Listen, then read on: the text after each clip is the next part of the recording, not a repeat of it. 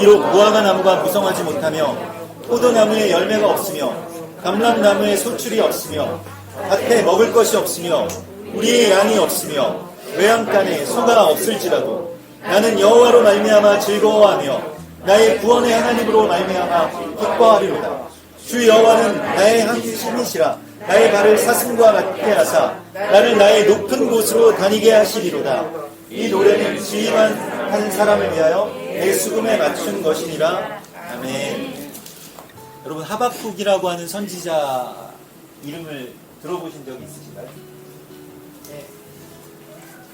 또 성경에서 좀 많이 알려지지 않아요. 아주 유명하지는 않은 그러한 사람이죠. 하박국. 그래서 하박국이라고 하는 이름을 가진 실제 사람들을 보신 적이 있으신가요? 한국에는 별로 없는 것 같은데, 제가 예전에 어떤 그 전쟁 영화에 보니까 그 중대의 어떤 한 사람 이름이 하박국이더라고요. 그래서 야, 정말 이 외국 사람들은 하박국이라고 하는 이름을 쓰는구나. 하박국 뭐 이렇게 부르는 것 같은데, 아무튼 근데 하박국이라고 하는 이름은 씨름한다 라고 하는 뜻입니다. 레스, 이렇게 꼭 붙잡고 씨름하는 것을 말하는데, 하박국은 하나님과 씨름하는 사람이었습니다.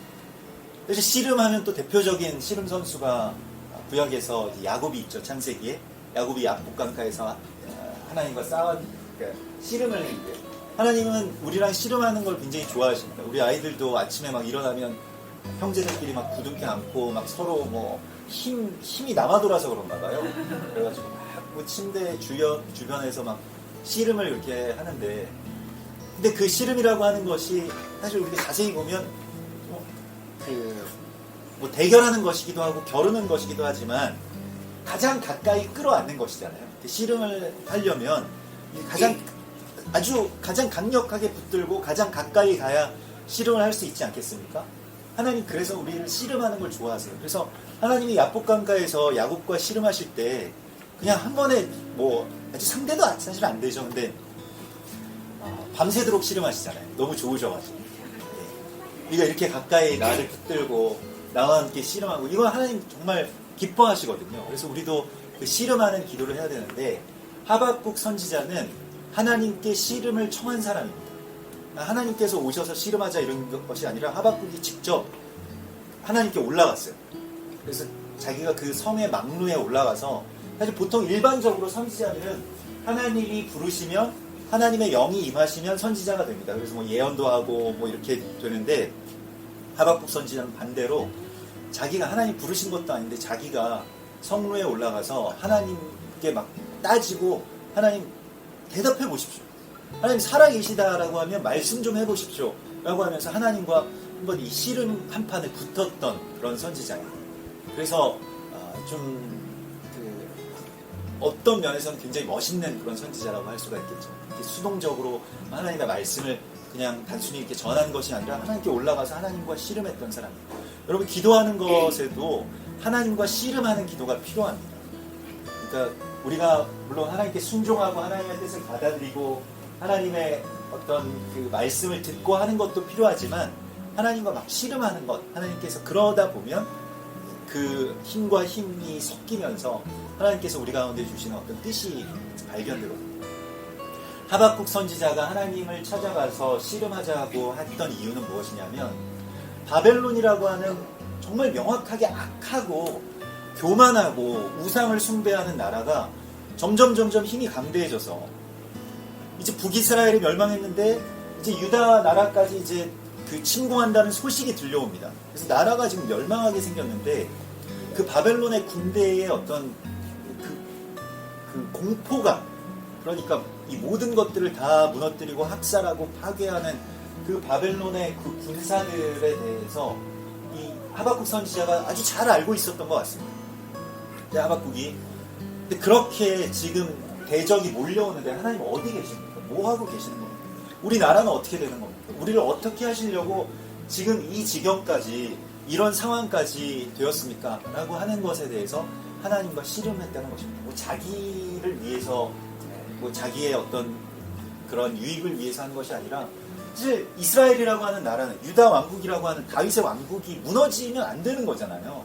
그 언약이 파괴되는 것이나 마찬가지잖아요. 그러면 이제껏 우리가 세워왔던, 우리가 살아왔던 이 세상이 무너지는 것과 같은 그런 일이 되겠는데, 이제 하나님께서는 오늘 이 하박국 선지자에게 그 오랜 씨름을 통해서 하박국 선지자가 1장에서부터 2장, 3장까지 거쳐오면서 약간의 1장, 2장 하면서 막 씨름한 이후에 조금 잠깐 침묵합니다. 그러면서 하나님께서 그에게 어떤 응답을 주셨는가 한번 우리가 오늘 이 하박국 3장에서 보게 되고, 이것은 오순절과 깊은 관계가 있는 말씀이기 때문에 하박국 3장의 이 결론이 오순절에 우리 가운데 주시는 하나님의 약속이자 또한 선물입니다. 그래서 오늘 하박국의 노래가 시기 온옷에 맞춘 선지자 하박국의 기도라 이렇게 되어 있습니다. 이 시기 온옷이라고 하는 것은 그 찬송인데요. 애가를 말합니다. 아주 슬프면 노래를 부르거든요. 여러분 슬퍼서 노래를 불러보신 적이 있으신가요? 이별하신 분들 가운데 그런 분이 있을지 모르겠는데, 이렇게 우는 사람은 뭐 처음인가요? 뭐 이런 가사가 제가 기억이 나는데, 근데 아무튼 너무 슬퍼서 우는 것이 아니라 그 울음의 끝에 노래가 나오기 시작하는데, 이것을 이제 시기온옷이라고 부르기도 하고 애가라고 부르기도 합니다. 그래서 지금 오랜 애통 가운데서, 진통 가운데서 어떤 노래가 나오기 시작해요. 그게 정말 참된 노래죠. 노래라고 하는 것은 물론 우리가 기뻐서도 하지만은 우리 안에 있는 깊은 내면의 어떤 깊은 어떤 것이 이제 쏟아져 나오게 되는 것인데, 여기서 이 시기온옷이라고 하는 것을 이제 뭐 다른 말로는 테피라라고도 하는데, 아주 탄원하는, 그러니까 무언가 대신 원통함을 좀 들어달라고 대신 우는 이야기입니다. 그래서 우리가 이 하박국 선지자와 같이 우리 안에도 좀 대신 울 수 있는, 이 나라를 위해서 좀 대신 울 수 있는, 하나님의 나라를 위해서, 또 교회를 위해서, 또 가정을 위해서 대신 울 수 있는 이 애통의 능력을 하나님께 구해야 됩니다. 그래서 예전에 십자가의 길 순교자의 삶이라고 하는 그 찬송 가운데 나의 눈에 주의 눈물 채워주소서라고 하는 그러한 고백이 있죠. 우리가 보통 우는 것을 별로 이렇게 좋아하지 않고, 또 그게 능력이라고 생각하지도 않고, 울면 뭐 운다, 뭐 우냐, 뭐 이렇게 우리 아이들도 뭐 남자아이들이라서 그런지 맨날 물어보거든요. 우냐? 지금 우는 거냐? 뭐 이러면서 우는 것을 굉장히 좀 치욕스럽게 합니다. 그런데 사실 울 수 있는 것이 능력입니다. 정말로 주님께서 이 아파하시는 것을 내가 같이 아파하고,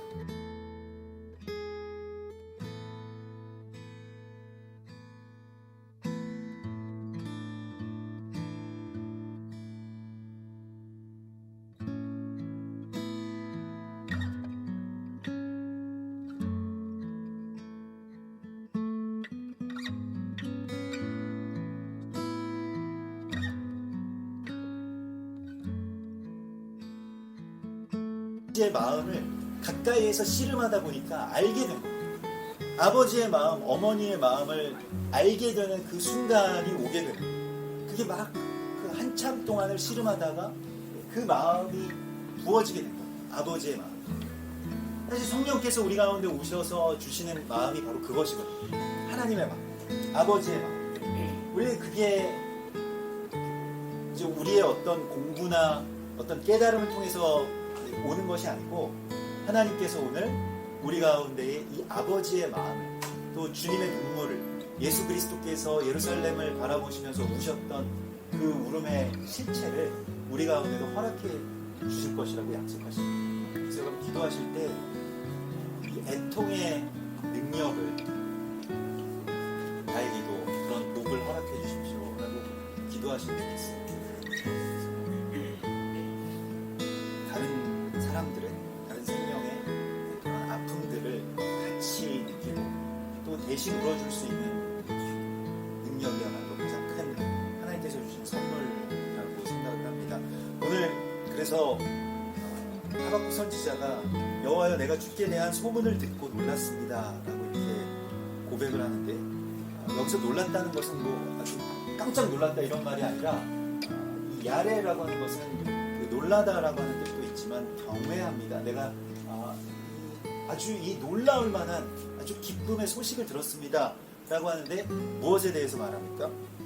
수년 내에 우리를 부흥하게 하옵소서. 부흥에 대해서.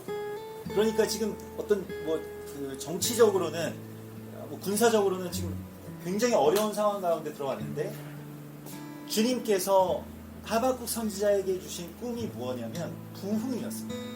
부흥. 우리가 지금 그 부흥에 대한 꿈을 다시 하나님께서 우리가 이렇게 꾸라고 말씀을 하시거든요. 순교자의 피와 연결되어 있는 이 부흥의 이야기가 하나님께서 우리 가운데 허락하여 주실 이야기. 우리가 어제도 그 이스라엘에서 순교하신 이 영국인 유대인 그 가정 부부의 이야기를 그 탐이라고 하는 영국 신사분께서 순교하신 그러한 이야기들을 함께 나누었죠. 근데 주님께서 우리에게 주시는 소망에 대해서 또 우리가 오늘 주님께 구하여야 될 것은 주님 우리를 부흥하게 하옵소서. 이 일을 수년 내에 부흥하게 하옵소서라고 하는 그런 고백을 이제 주님 앞에 우리가 드려야 됩니다. 부흥이라고 하는 것은 주님의 생기로 말미암아서 성령으로 말미암아서 죽은 것 같은 우리가 다시 살아나게 되는 것을 말합니다. 사실 우리가 살아 있어도 산 송장 같다라고 하는 그런 말도 하잖아요. 그 하나님의 성령이 그 성령의 생기가 우리 가운데 빠져버리면 살아 있어도 산 것 같지 않거든요. 살아 있지만 그러나 그 뿌리가 잘리고 또 완전히 몸통이 잘려서 이게 살아 있는 건지 아니면 죽은 것인지 조금 있으면 죽을 것인지에 대해서 모르는 그러한 상태가 아니라 성령께서 우리와 완전히 연결돼서 주님께서 우리 가운데 주신 그 생기로 말미암아서 살아나게 되는 것을 부흥이라고 말합니다. 또 일반적으로 교회에서는 이 부흥이라고 하는 것을 교회의 성도 이 공동체의 숫자가 늘어나는 것으로 많이 그렇게 생각을 해왔습니다만은 하나님께서는 전혀 다른 방법으로 하나님의 생기를 우리 가운데에 주시는 분이십니다. 그것은 우리가 성령을 제한하는 것이고 물론 그렇게 하실 수도 있지만 그것이 필요하다면요. 그러나 때로는 하나님께서 순교자의 피를 흘리게 하심으로써도 부흥하게 하실 수 있고 또 때로는 감추어진 비밀이 정말로 무명한 자들에게 열리는 것을 통해서도 하나님의 부흥이 이루어집니다. 지금 그러한 시대입니다. 부흥이라고 하는 것이 그냥 정형화된 그런 시대가 아니라 정말 내 안에서 부흥이 일어나게 해주십시오. 우리의 가정에서 부흥이 일어나게 해주십시오. 이렇게 여러분들 한번 좀 기도해 보셨으면 좋겠습니다. 그래서 그냥 이런 상태에 머물러 있는 것이 아니라 하박국 선지자와 같이 주의 일을 수년 내에 부흥하게 하옵소서 진노 중에라도 이 긍휼을 잊지 마옵소서라고 하면서 하나님 앞에 회개하고 또 부흥에 대한 그런 고백을 합니다. 그러면서 하나님이 대만에서부터 오시며 거룩한 자가 바란산에서부터 오시는도다. 먼저 이제 이 선지자라고 하는 것은 비전을 먼저 보는 것이죠. 이 하존이라고 하는 그 묵시, 비전. 그러니까 먼저 하나님께서 행하신 일을 보는 것입니다. 이게 본다라고 하는 것은 눈에 그냥 보여서 보는 것이 아니라 정말 소망할 때 그것을 먼저 보게 되는 것이죠. 그 날을 먼저 보게 되는 것이죠. 그래서 하나님이 오시는데 성령께서 오시는데 예수님께서 오시는데 먼저는 대만에서부터 오시고 그 대만이 우리 여기 그 하이웨이 그쪽이 아니라 여기서 말하는 이 대만이라고 하는 것이 이제 그 영적인 뜻이 있습니다. 오른쪽에 서시다라고 하는 뜻입니다. 주님께서 나의 우편에 서신다라고 하는 그러한 뜻이 됩니다. 그리고 하나님께서 바란에서부터 오신다. 바란이라고 하는 곳이 어디냐면 세일산을 말하고 또 이것을 신의 산이라고도 이야기를 합니다. 그래서 바란산 하면 뭐 여러 설이 있겠습니다만은 율법의 언약, 오순절의 언약이 주어진 그 신의 산 거기에서부터 오신다는 거예요. 그래서 하나님께서 말씀으로 또 성령으로 성령이 우리의 우편에서 우리를 보호하시고 또한 말씀이 우리 가운데 그 광선으로 임하신다라고 말씀을 하십니다. 그래서 그의 찬송이 온 세계에 가득하도다. 이 환상을 또 이 꿈을 꾸기 시작하는 거예요. 꿈을 꾼다라고 하는 것은 그 그림을 그려보는 것이죠. 여러분들도 하나님께 이 비전을 하존이라고 하는 이 비전을 달라고 주님 앞에 좀 기도하시면 좋겠습니다. 그래서 정말 내가 먼저 나에게 그려주시는, 하나님과 함께 그려나가는 그 비전을 지금 하박국 선지자가 노래하고 있습니다. 그래서 많은 환란 속에서도 지금 그 환란과 전혀 동떨어진 것 같은 그런 현재 현실이나 상황과 전혀 동떨어진 것 같은, 어쩌면 뭐 돈키호테 같은 뭐 그런 얼토당토 않은 꿈을 꾸는 것 같이 보입니다만은, 그러나 하나님께서 지금 하박국 선지자를 통해서 지금 현재의 어떤 상황을 넘어서는 아주 놀라운 하나님의 역사가 이루어질 것이라고 하는 것을 알게 해주십니다. 나라가 망할지라도, 실제로 망했죠. 그럼에도 불구하고 하나님의 역사가 더 크게 부흥하게 될 것이라고 말씀하십니다. 실제로 이스라엘 백성들이 말씀을 성문화시켜서 기록하고 또 토라 포션으로 나누고 이렇게 말씀의 공동체를 세우고 여러 어떤 믿음과 신앙의 그런 기틀이 잡혀진 때가 언제냐면 바벨론 포로 시기입니다. 바벨론 포로 시기에 뭐 토라 포션 같은 것들도 다 만들어졌고, 바벨론 포로 시기에 많은 어떤 찬송과 기도와 또 선지자들이 출현하기 시작합니다.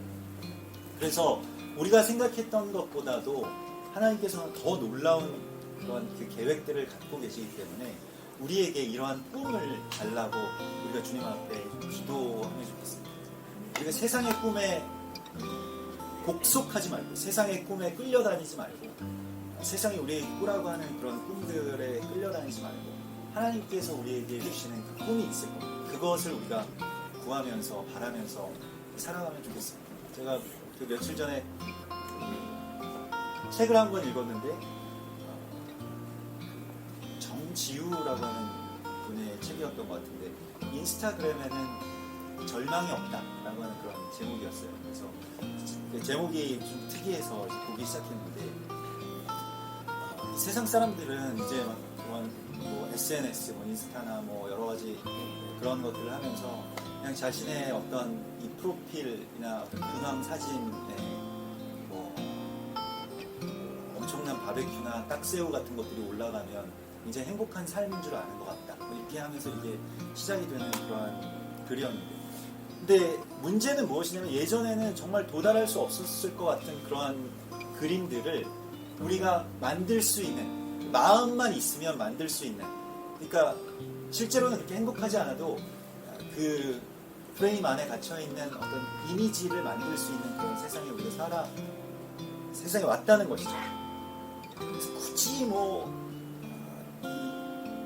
맛있는 것보다는 좀 더 잘 보여지는 것을 위해서 이제 치장을 하고, 또 뭐 그러한 것을 위해서 삶 자체가 데코레이션 되는 어떤 그것에 대해서 이제 이야기하는 책이었는데, 오늘 우리가 그런 형상에 대해서, 다른 형상에 대해서 섬기지 않고 하나님이 주시는 그 형상, 비전, 그것을 우리 가운데 주실 것을 우리가 믿음으로써 선포하시기를 바랍니다. 그리고 오늘 주님께서 이제 그런 많은 심판들이 우리 가운데 있고, 정말로 주님께서 진노하시고 땅을 심판하시고 이 여러 분을 내서 여러 나라들을 밟으셨도다. 이제 하박국 선지자가 그렇게 노래하는데, 우리 정말 유명한 노래죠.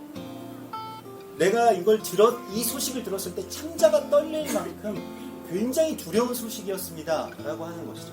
그런데 그 두려운 소식에, 그 두려움 가운데 갇혀있지 않고 17절의 말씀에 보면, 비록 무화과 나무가 무성하지 못하며 포도나무에 열매가 없으며 감람나무에 소출이 없으며 밭에 먹을 것이 없으며 우리의 양이 없으며 외양간에 소가 없을지라도, 이 상황은 물론 뭐 경제 공황적 정도의 어떤 그런 상황일 수도 있겠습니다만은 전쟁 시기에 일어나는 일이죠. 전혀 경작을 할 수 없고 모든 것들이 다 약탈당한 그런 것을 말합니다. 그냥 뭐 조금 이번에 중간고사 망쳤어, 그 정도가 아닙니다. 무화과 나무가 무성하지 못하고 포도나무에 열매가 없을 정도로 땅이 완전히 황폐해지고 모든 외양간의 소와 양과 나귀들을 다 바벨론 군대가 약탈해간 그런 상황이 될지라도 어떻게 이야기합니까? 나는 여호와로 말미암아서 즐거워하며 나의 구원의 하나님으로 말미암아 기뻐하리라. 여러분, 이것이 능력입니다. 이 능력이 있으면 무서울 게 없는 거예요. 뭐가 무섭습니까? 내 밥상에 딱새우가 올라와 있지 않더라도, 바베큐가 뭐 멋있게 플레이팅 되어 있지 않더라도 뭐가 무서울 겁니까? 나는 여호와로 말미암아서 기뻐하고 감사하는 거예요. 지금 우리에게 가장 큰 기쁨이 기쁨의 실체를 하나님께서 회복해 주시겠다고 말씀하십니다. 하나님과 가까이 하는 것이 너무나도 큰 기쁨입니다. 그래서 사실 어제 예배 드리기 전에 제가 원래 건강한 편인데 잘 아프진 않은데 엄청나게 아팠었거든요. 막 체해가지고 이것도 사실은 좀 간증이긴 한데 뭐 하여튼 돼지고기 같은 거 먹고 이렇게 체해가지고 정말 죽을 것 같더라고요. 너무 심하게 체해가지고 뭐가 이렇게 막 막혀 있고 머리가 막 정말 깨질 듯이 아프고 속은 계속 울렁거리고 세상은 막 빙빙 돌고 이렇게 해서 정말 살 수가 있을까 하는 정도로 굉장히 아팠었거든요. 근데 그래서 이 몸 안에 있는 그런 모든 것들을 다 비워내게 해주시더라고요, 하나님께서. 근데 다 비워내고 그러면서 이제 정말 그 오순절 전에 내 안에 있는 어떤 잔재들, 찌꺼기들, 속에 있는 어떤 그런 더러운 것들을 내 안에서 이렇게 빼내라고 하시는 건가 보다라고 하는 그런 그 생각이 들었었는데, 우리 안에 어떤 두려움도 있고 또 과거에 대한 어떤 상처도 있고 어떤 잔재들이 있죠. 그래서 막 그렇게 하나님과 씨름하고 싸우지만 그러나 우리에게 가장 큰 기쁨을 주시는 분이 하나님이시라고 하는 것을 우리가 오늘 이 하박국 선지자의 고백을 통해서 또 오순절에 하나님께 드리는 고백으로 우리 안에서 새롭게 하나님 고백하라고 말씀을 하십니다. 그래서 상황을 이길 수 있는, 상황을 넘어설 수 있는 감사와 기쁨의 능력이 내게 있다면 그게 얼마나 좋을까요? 그래서 근데 어제 이제 예배를 드리기 전에도 힘이 없어가지고 밥도 못 먹고 그래가지고 힘이 없어가지고 조금만 누워 있으면 좋겠다 이렇게 생각을 하면서 이제 그 사무실 바닥에 누워 있는데 누워가지고 곰곰이 이제 한번 생각을 해보니까 너무 기쁜 거예요.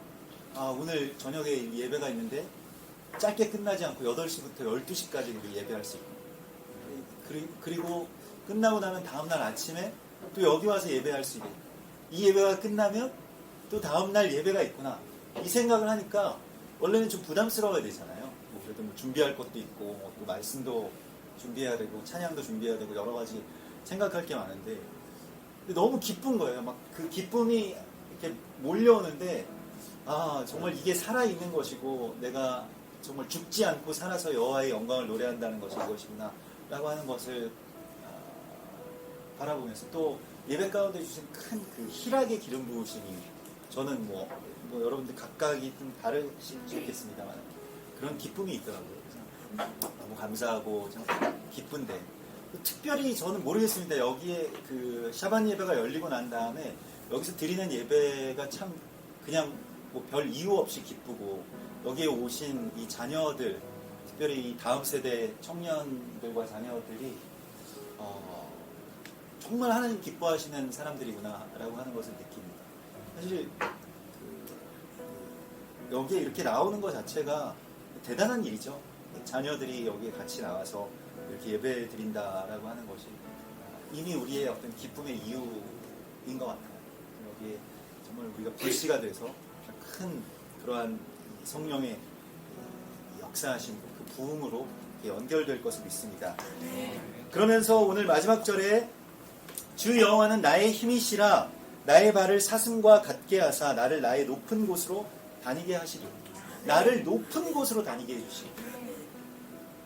저는 근데 이런 말을 들으면 조금 이제 약간 모르겠습니다. 아직도 반항심이 있어서 뭐 이렇게 뭐 정상으로 올라갑시다 뭐 이런 말을 들으면은 조금 거부감이 듭니다. 먼저 올라가세요. 저는 아닙니다. 뭐 이렇게 얘기하고 싶고 예전에 뭐 어떤 목사님이 항상 좀 그런 좀 성취지향적인 설교를 많이 하셔가지고 제가 모르겠습니다. 그 안에서 또 어떤 다른 뜻이 있지만 뭐 정상에서 만납시다 이런 설교를 하셨던 것 같아요. 그래서 우리가 모든 각자의 분야에서 최고에 올라가면 이 리더십의 자리에서 하나님의 영광을 돌릴 수 있다. 뭐 이런 설교였는데 물론 그것도 하나님께서 높이시기도 하고 사실 낮추시기도 하십니다. 그래서 높아지는 것에 대해서 우리가 거부감을 갖고 거기에는 뭐 안 좋은 거야 이렇게 생각할 필요는 없지만, 아무튼 오늘 주님께서 말씀하시는, 또 하박국 선지자가 고백한 나를 나의 높은 곳으로 인도하십니다 라고 하는 것은 뭐 내가 최고의 어떤 탑이 되고 위에 올라가고 뭐 최정상의 사람들과 같이 어울리고 이 이야기가 아닙니다. 어떻게 해야 올라갈 수 있다고 말씀하십니까? 나의 발을 사슴과 같이 하세요. 발걸음이 가벼워졌다는 거예요. 그래서 다른 아무 것들이 없어도, 다른 뭐 어떤 것도, 어떤 이미지도, 세상이 바라는 어떤 그러한 형상도 내 안에 없다고 할지라도 나의 안에는 하나님이 계시기 때문에 내가 기뻐합니다 라고 하는 것이 발이 사슴처럼 되는 거죠. 사슴을 여러분들이 보기가 참 어렵죠. 그래서 저는 집 앞에 고라니들이 항상 살아가지고 새벽 예배 갈 때마다 고라니들과 마주치는데, 고라니들이 뛰는 것을 보면 날라다니듯이 뛰거든요. 막 이렇게 어떻게 흉내낼 수가 없는데, 그 뛰어가는 모습을 보면 정말 이스라엘 가서도 이제 그 산에서 가끔 이 산양이나 사슴들을 볼 때가 있는데, 정말 날듯이 뛰는 것을 보게 됩니다. 근데 항상 이 말씀을 제가 기억하는데, 다리를 항상 저는 주목해서 보거든요. 너무 가볍게 뛰는 거죠. 뭐 어떤 힘도 들이지 않고 정말 아름다운 뭐 발레리나가 뭐 쫙 점프하는 것처럼 정말 멋있게 그렇게 달려가는데, 하나님께서 우리의 발을 그렇게 가볍게 해주시겠다고 말씀을 하십니다. 내가 짊어진 거 다 내려놓고요. 나의 안에 채우려고 비대해졌던 것들 다 내려놓고 주님께서 주시는 이 가벼움으로만 우리가 올라갈 수 있는 것입니다. 그 올라가는 자리는 세상의 어떤 탑이 아니라 하나님과 가장 가까운 자리입니다. 하박국이 올라갈 수 있었던 바로 그 자리, 우리가 하나님으로 말미암아 올라갈 수 있는 바로 그 자리, 하나님과 가장 가까운 곳으로 올라갈 수 있는 그러한 가벼운 발걸음을 하나님들이 주시겠다고 약속하십니다. 같이 기도하겠습니다. 하나님 감사합니다. 우리의 모든 삶이 하나님을 붙들고 씨름하는 씨름과 같을지라도, 때로는 지나왔던 세월들이나 또 최근에 우리의 삶이 주님을 붙들고 씨름하는 씨름이었다 할지라도 그것이 우리에게 주신 가장 큰 복이었음을 우리가 주님 앞에 고백합니다. 주님을 붙들 수 있게 하심을 감사드립니다. 또 주님 앞에 이와 같이 나와 예배할 수 있게 하심을 감사드립니다. 주여, 비록 우리의 모든 삶의 현실 속에서는, 또 삶의 이미지들 가운데서는 아무 것이 없고 모든 것을 다 잃었다 할지라도 우리가 여호와로, 예수와로, 그리고 주님의 사람들로 말미암아서 기뻐하고 감사하고 찬송하고, 주여 이 능력을 우리 가운데 더 새롭게 채워주시옵소서. 세상의 모든 환경과 상황들이 이길 수 없는 그러한 참된 기쁨의 복을 우리 가운데 허락하여 주시옵소서. 우리의 발을 사슴과 같이 하여 주셔서 우리가 늘 가볍게 주님 말씀하시면 날듯이 뛰어갈 수 있도록 인도하여 주시옵소서. 늘 가볍게 순종할 수 있게 하여 주시고, 버릴 것이 없는, 버릴 것이 적은 그러한 주님의 가벼운 사람들이 되게 하여 주시옵소서. 거룩하신 예수와 메시아 이름으로 감사하며 기도드리옵나이다.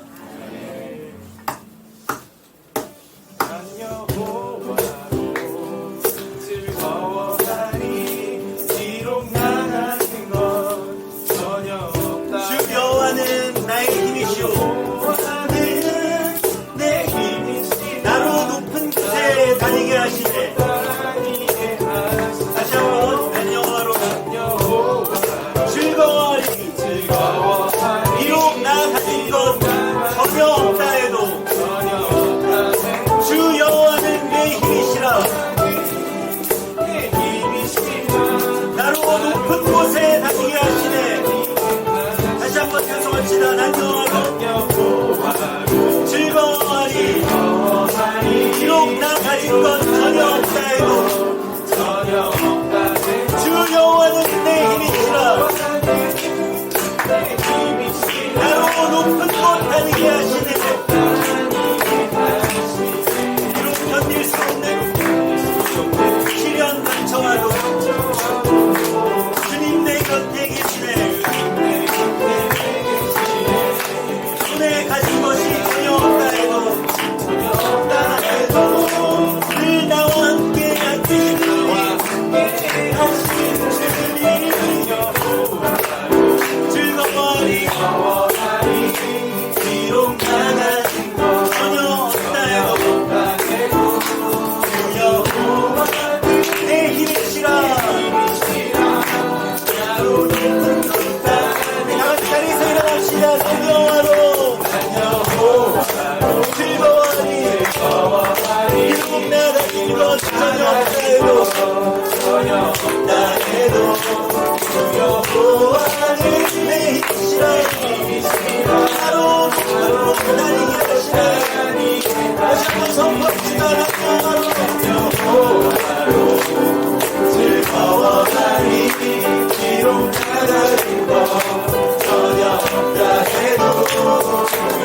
좋아